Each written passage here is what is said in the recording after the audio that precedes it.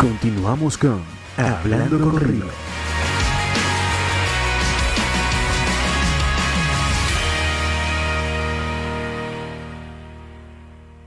(18:10). Esto es Hablando con Rilo. Hoy es jueves 12 de octubre y tengo una invitada muy especial. Hace un buen rato que coordinamos y estaba muy ansioso porque vinieras, Romina. ¿Cómo estás, Romina? Bienvenida. ¿Qué tal? Buenas tardes. Muchísimas gracias. Sí, la verdad, coordinamos hace muchísimo. Sí, pero es necesario porque yo también me imagino que tu agenda está bastante ocupada.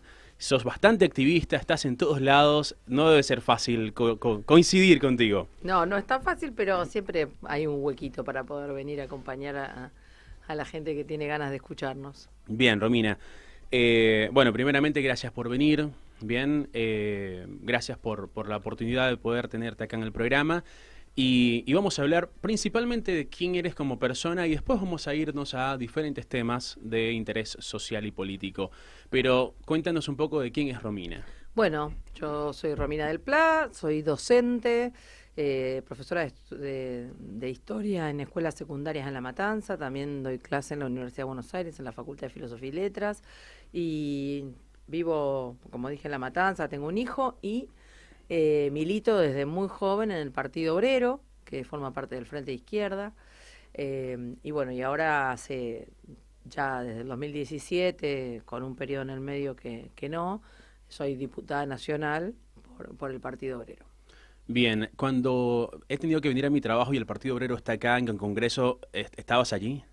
Muchas veces sí. Ok, bueno, no estoy enojado. Bueno, la verdad es que justamente ha sido una de mis discusiones. Estando acá, siempre me afecta el Partido Obrero cuando protesta en el Congreso. Y es como que, bueno, no me simpatiza mucho, pero tengo que llegar a mi trabajo y tengo que rodear toda la ciudad para llegar. Cuéntame un poco, ¿cómo surge primero tu interés por dedicarte a lo político, a lo social, a esto? Porque podrías haberte quedado tranquilamente dando clases de historia. Sí, mira, yo vengo de una familia de militantes, mis padres son docentes, también mi padre cuando era más joven fue metalúrgico, o sea que ellos vivieron fuertemente todo el periodo del 70 y bueno, empezaron a militar de muy jóvenes a la luz del Cordobazo, a la luz de todo lo que significó ese debate en la década del 70 sobre, bueno, cómo poner en pie un gobierno de los trabajadores, ¿no? Que salga de esta situación de tanta desigualdad. Y bueno, en esa situación yo nací en esa familia, en una familia que militaba, que intervenía, que cuando fue el golpe militar nos tuvimos que mudar a vivir a Córdoba, luego mi padre fue secuestrado, después estuvo desaparecido, lo liberaron, como resultado de también muchas movilizaciones que hubo por él. Bueno, una vida muy cruzada por la actividad y por los avatares de la política de nuestro país, ¿no? Y bueno, luego entré a la escuela secundaria, justamente ahí en la postdictadura, donde todavía había mucha ilusión en lo que iba a pasar con esta nueva situación de gobiernos electos y demás. Y bueno, en ese momento es que empecé a militar, muy chiquita, de 13 años empecé a militar en el Partido Obrero. Y bueno, desde ahí debatiendo, incluso con momentos en que revisé si era lo que yo quería hacer o no y demás, pero bueno, me he mantenido no solo militando, sino siempre en la misma organización y manteniendo principios, cosa que hoy por hoy en este país pensar en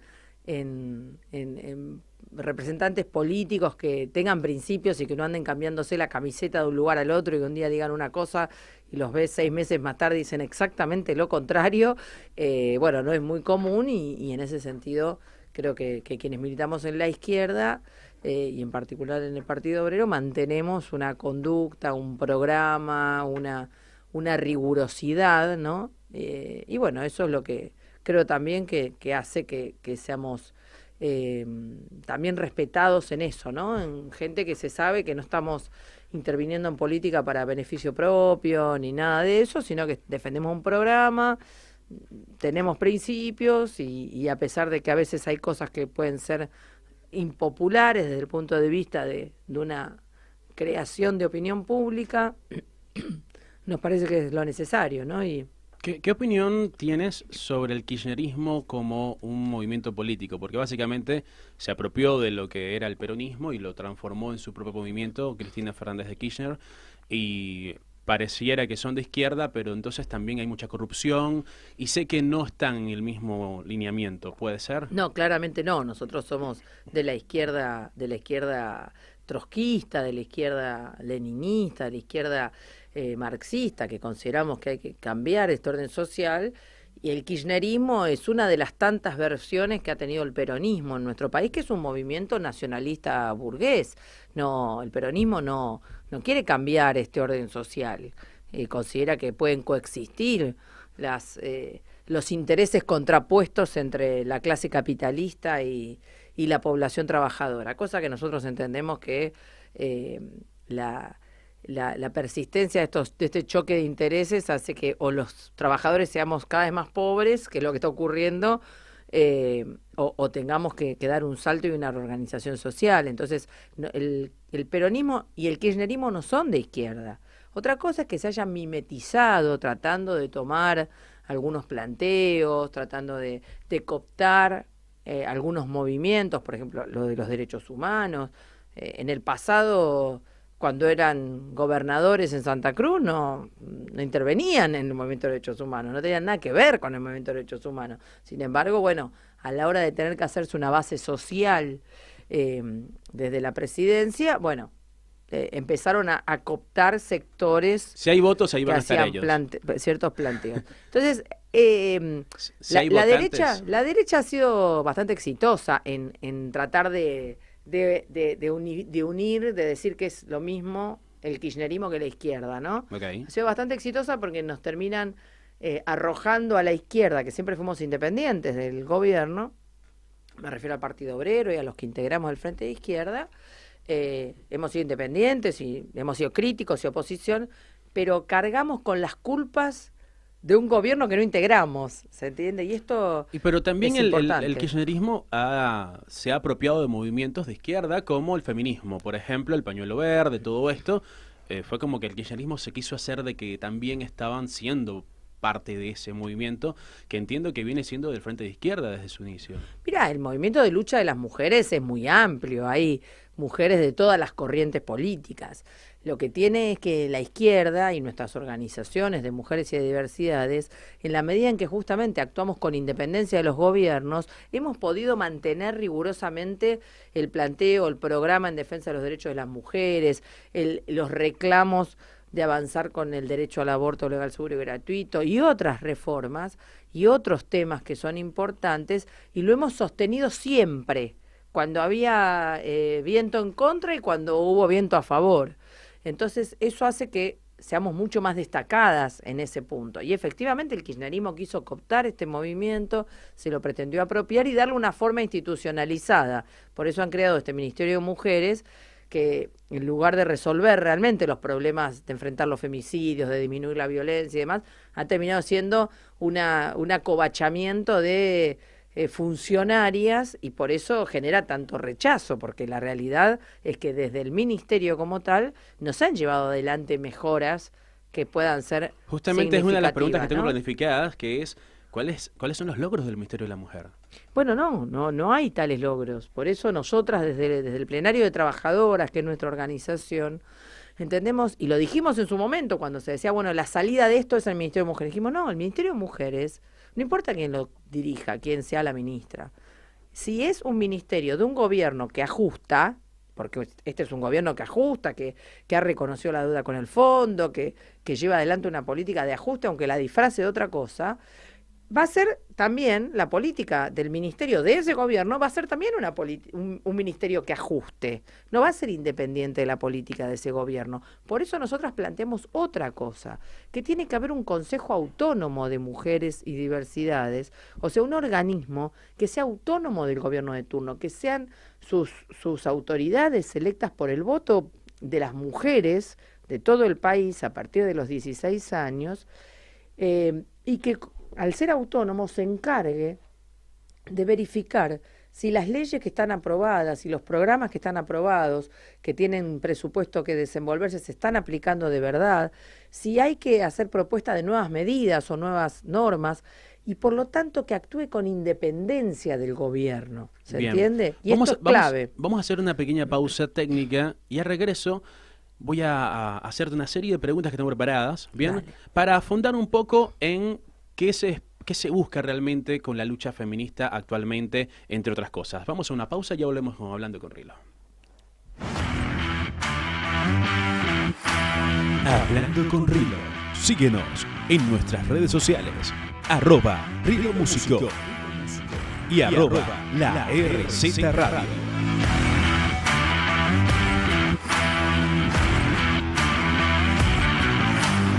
Continuamos con Hablando con Rilo.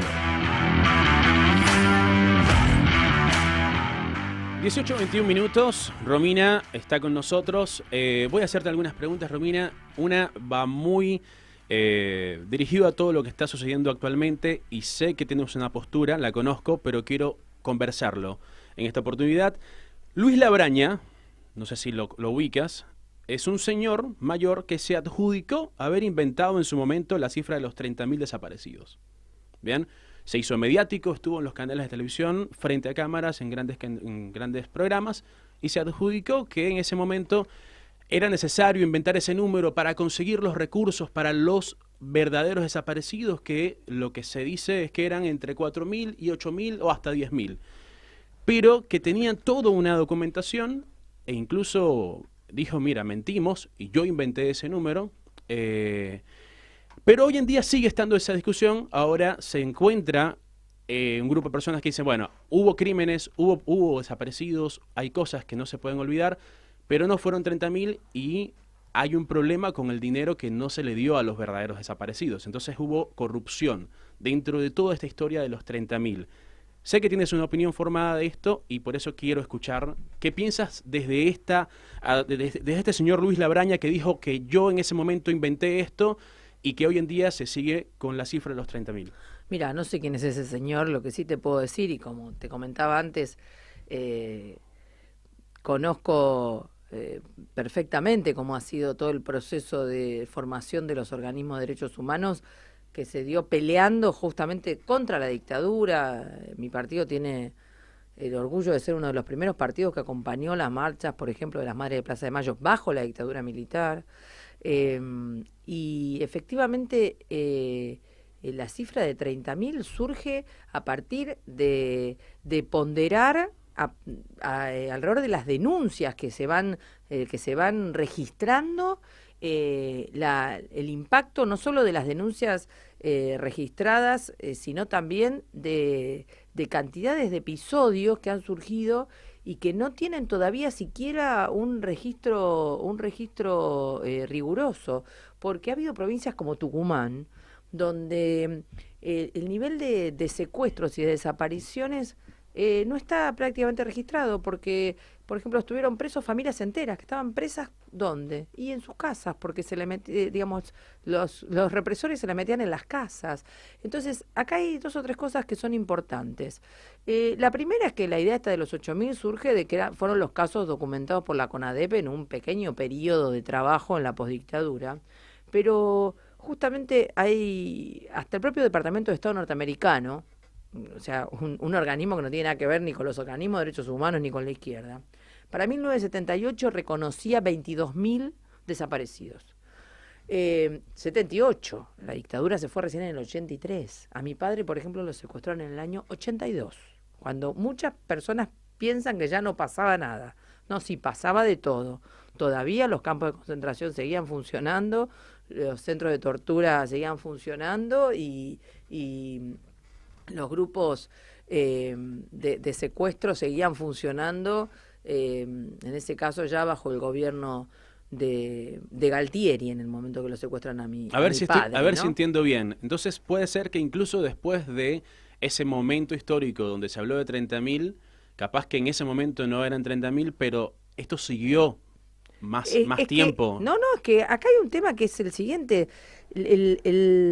el raconto que han hecho de conjunto los organismos de derechos humanos, hablan de 30.000 porque se toma justamente registro de todas las situaciones que se conocen. Okay. Y además hay un tema concreto. Los archivos de la dictadura siguen sin abrirse en su totalidad.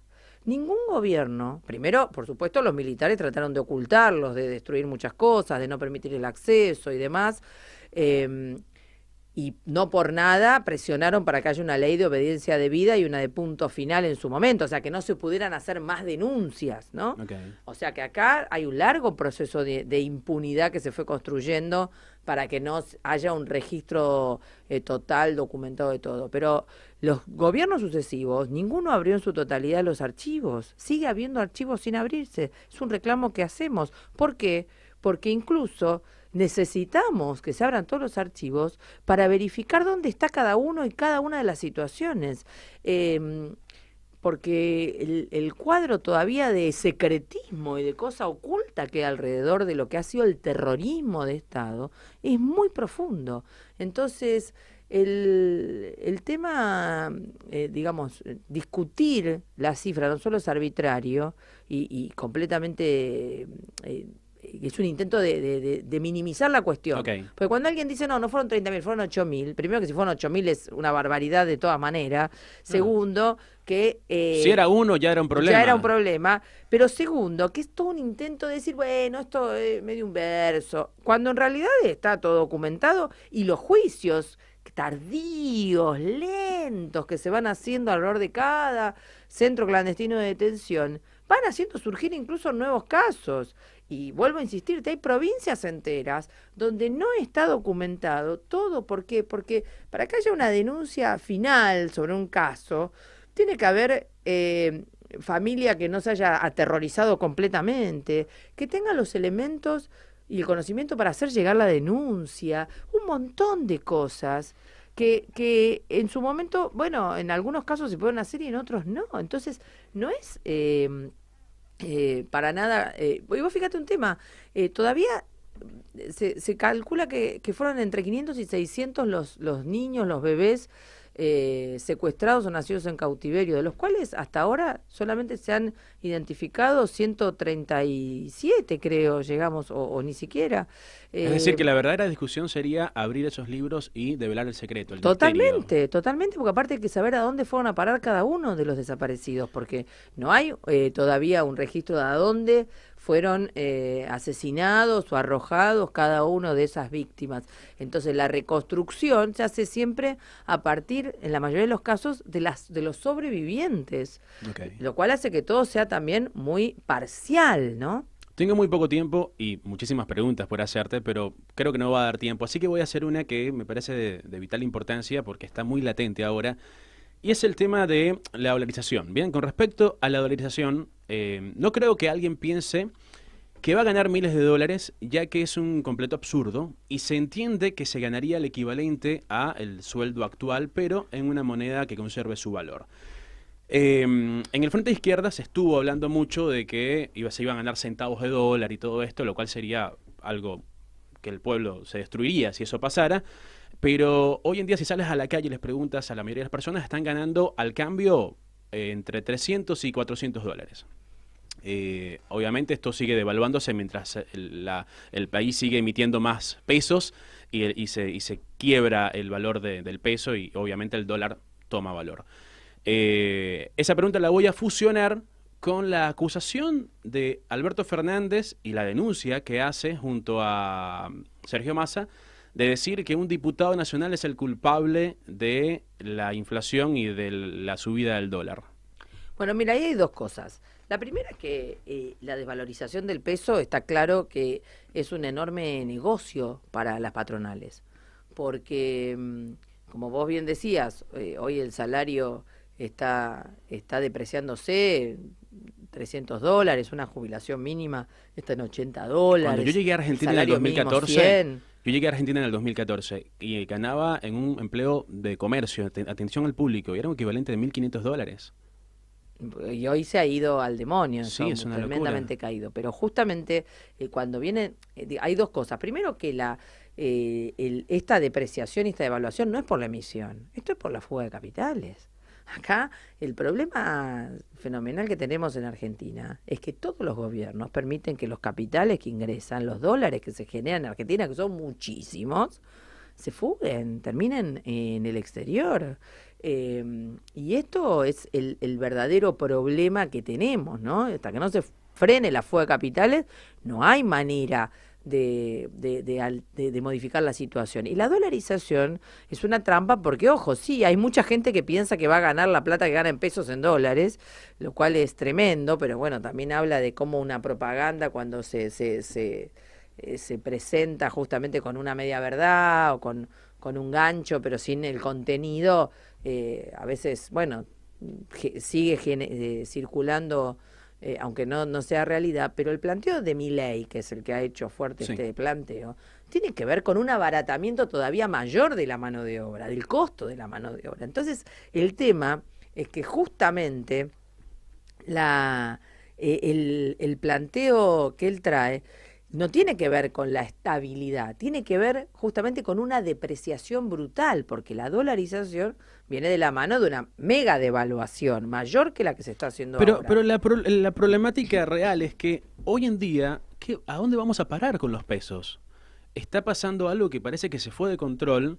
Los mismos que están ahora en el poder no hayan a quién culpar, y me parece incluso absurdo, que era la segunda pregunta que te hice, que digan, bueno, fue Milei porque dijo que no ahorres en pesos. Bueno, pero todos sabemos que no hay que ahorrar en pesos. Si yo te pregunto en qué moneda ahorras, Romina, vas a decir que ahorras en cualquier moneda menos en pesos. Mira, el problema son dos. En primer lugar, es que el problema no es el peso, el problema es la política económica de conjunto. Por eso te decía, esta idea de que se fugan los dólares, se fugan los capitales, no se abren los libros de las empresas para ver cuál es el verdadero costo, por ejemplo, la producción de los alimentos, y entonces se permite que se pongan precios equivalentes al mercado internacional de productos que se fabrican acá. Entonces hay toda una política al servicio de beneficiar a los exportadores, a las grandes alimenticias. Está viciado entonces a los el grandes sistema, bancos, digamos. por supuesto. Entonces el problema no son los pesos, es qué política económica se desarrolla alrededor de esto. Y ojo, Milei no es cualquiera, es el que sacó más votos en las PASO, con lo cual sus declaraciones efectivamente tienen un efecto sobre la cuestión económica. Ahora, viene Alberto Fernández, Alberto Fernández y Massa, ¿se pueden hacer los distraídos cuando son ellos los que gobiernan? No, sí, claramente. Es el ministro de Economía, no es cualquiera. Lógico, y obviamente Alberto Fernández con la denuncia penal ha terminado dándole más aire y permitiéndole que se victimice a Milei. Está pasando algo, absurdo. no sé si estás en la misma sintonía que yo, pero pareciera que Milei iba a ganar, inclusive. ¿Bien? Nos estamos preparando para un escenario donde Milei iba a ganar. Mira, no sé, yo todavía no creo que está abierta la situación, no creo que esté definida. Pero pareciera, si nos damos llevar por las PASO, pareciera. Sí, pero ¿bien? Me parece que después de las PASO también hubo digamos, como todo un debate en muchos sectores sobre el tema. Entonces creo que todavía es un tema que está abierto, aunque le siguen haciendo un favor enorme a Milei porque le siguen dando pasto y pasto y pasto, ¿no? A lo que quiero ir es que es importante que aunque Milei gane, haya una fuerza como el partido de ustedes que siempre dé un punto de vista diferente, porque nada es bueno en lo absoluto. O sea, no es bueno que Milei, por ejemplo, tenga el poder absoluto. Está bien que esté la fuerza de izquierda, está bien que estén las otras, porque por lo que estoy hablando contigo, está centrada en algunas cosas. Me hubiese gustado hablar cosas en las que sí difiero, pero en mi persona, por ejemplo, hay cosas de que le den privilegios a una persona solo por ser transexual. Para mí es discutible, bien, yo siento que todos tendríamos que tener igualdad, y así, por ejemplo, siento que si existe un Ministerio de la Mujer, que al que sé que no apoyas, también tendría que existir un Ministerio del Hombre. Entonces, y ahí equilibraríamos las cosas.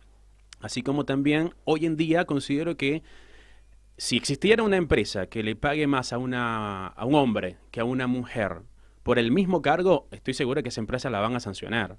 Entonces, no sé si hay muchas cosas que se van diciendo como eslogan político, de decir, bueno, no, las mujeres ganan menos. No, bueno, hay que ver si realmente están en el mismo cargo para saber si una mujer gana menos hoy en día, porque la mujer hoy en día para mí incluso tiene más beneficios que el hombre. Bueno, no es así. Vamos a ubicar las cosas. Hay dos o tres problemas. La brecha salarial existe. La brecha salarial entre hombres y mujeres existe, pero obviamente es tramposo mirar si a igual cargo te pagan distinto. ¿Por qué? Porque justamente las leyes obligan a pagar el mismo salario por igual cargo. El problema está en otra cosa, es que en la medida en que las mujeres se hacen mayormente cargo de las tareas de cuidado, del cuidado de los hijos, del cuidado de los mayores y demás, tienen muchas más dificultades para ascender a puestos, por ejemplo, de jerarquía, donde los salarios son más altos, y por esta misma situación, la mayoría de los empleos donde las mujeres trabajan y que son mayoritariamente mujeres, son los cargos y los puestos donde se gana menos. Enfermería, docencia, bueno, limpieza, casas particulares, etcétera. Y por lo tanto vos tenés que justamente hay una feminización de la pobreza. ¿Por qué? Porque donde hay una masa de mujeres trabajando es en esos cargos que se paga poco, y trabajan muchas mujeres en principio porque se paga poco. Entonces ahí tenés una concentración de la cual es difícil salir. A la vez, las mujeres, por tener esta misma situación, en muchos casos están imposibilitadas en muchos empleos, por ejemplo, de hacer horas extras o de tener una dedicación plena. Entonces, todo eso es lo que hace a la brecha salarial. Claro. No la vulgaridad de decir que te pagan diferente. Entonces, ¿no? Estamos hablando de otro tipo de problema. Sí. Es un problema que va más allá de lo empresarial y lo económico. Es un problema que nace en el hogar. Se llama brecha salarial por eso, porque hay que modificar esto y hay que dar estímulo para que efectivamente una mujer pueda, además de que se deberían repartir las tareas de cuidado, si tiene un jardín materno parental donde poder dejar a su niño, si esos son los impulsos que hacen falta para que, por ejemplo, pueda ir a trabajar y no tenga la posibilidad de que el único empleo al que pueda acceder es un trabajo precario, mal pago, sin registrar, etcétera, ¿no? Totalmente. Entonces, de acuerdo este contigo, problema Romina. Es importante, y ojo, con el tema de las mujeres, las disidencias sexuales, son sectores oprimidos en esta sociedad. Hay que ser cuidadoso con el problema. ¿Por qué? Porque toda la organización social está pensada, y estamos tratando de romper esa situación, con un mecanismo de disciplinamiento hacia las mujeres y hacia las diversidades. Entonces, esto que viene pasando de poner en el centro de la escena la agenda de las mujeres, pero no tiene ninguna resolución. Y vos fíjate que justamente los femicidios tienen esa denominación porque son asesinatos a las mujeres por el hecho de ser mujeres. No existen en ese sentido. Siempre puede haber algún caso de una mujer que mata a un hombre, pero no por el hecho de ser hombre. Claro. ¿Se entiende? Entonces, ahí tenés una serie de problemas, y cuestionaría tu afirmación de que reconocer, por ejemplo, el cupo laboral travesti trans sería un privilegio. No, es ínfimamente el reconocimiento de que lo único que se le depara a una persona cuya identidad de género, digamos que es tremendamente complejo poder asumir estas situaciones y demás, ha reconocido y se identifica en esas situaciones, la única posibilidad de desarrollo económico es la prostitución prácticamente. Entonces hay que romper esto. La mayoría de las personas travestis viven hasta los 35, 40 años.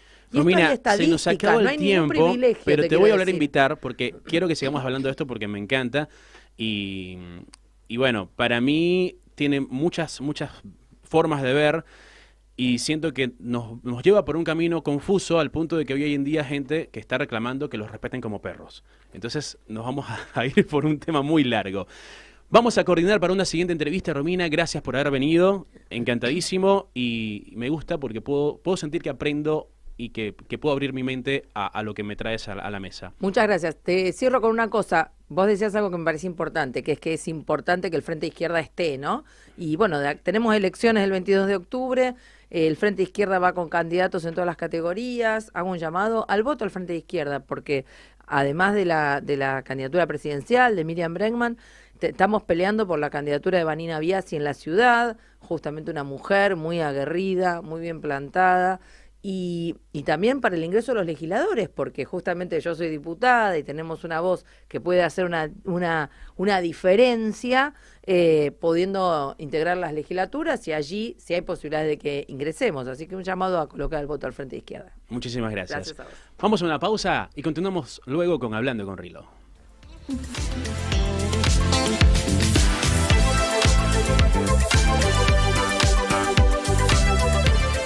Esto fue Hablando con Rilo. Música, política, deporte, sucesos y mucho más. Nos despedimos hasta el próximo jueves a la misma hora por la RZ.